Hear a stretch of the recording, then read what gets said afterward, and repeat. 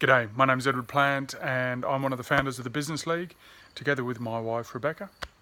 We run it, we've been running it now for 6 years. We had our 10th birthday last year. Over that time we've had thousands of guests and some world-class speakers.